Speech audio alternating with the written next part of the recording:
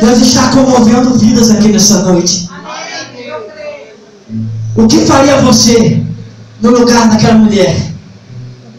Irmão, eu não sei o que eu faria não. Mas se chegasse uma pessoa, meu filho morresse, né? A gente talvez, como ser humano, como homem, ou como mãe, a gente automaticamente dava um chute na bunda do camarada, ó, vai embora daqui, que agora é outro problema, outra situação.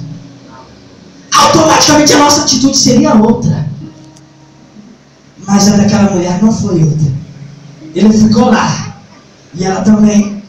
E teve uma conclusão de fé naquele lugar. Eu entrei aqui nessa noite, Deus me falou assim, filho, aqui tem muitas pessoas de fé que estão pelejando. Tem pessoas que já até desviaram e estão voltando.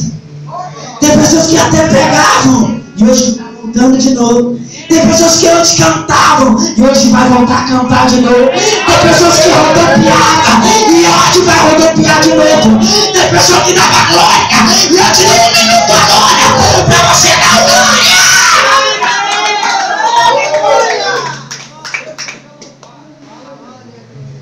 Uma das situações que dói no coração, principalmente de um homem, e completa junto com a mãe, é quando tudo acaba em casa.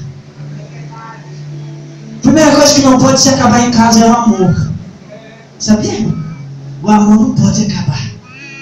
O amor acabou, o resto vai acabando tudo, uma após a outra. Tem pessoas, tem famílias que eu já vi. O arroz acabou, o marido já está piado, já leva na nuca.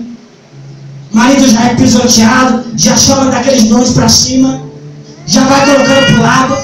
A filha pede o chinelo, o pai fala, quase chorando, olha, eu não tenho. Eu queria tirar o melhor chinelo, mas o que eu tenho é esse. Eu queria te dar a melhor bicicleta, mas o que tem é essa.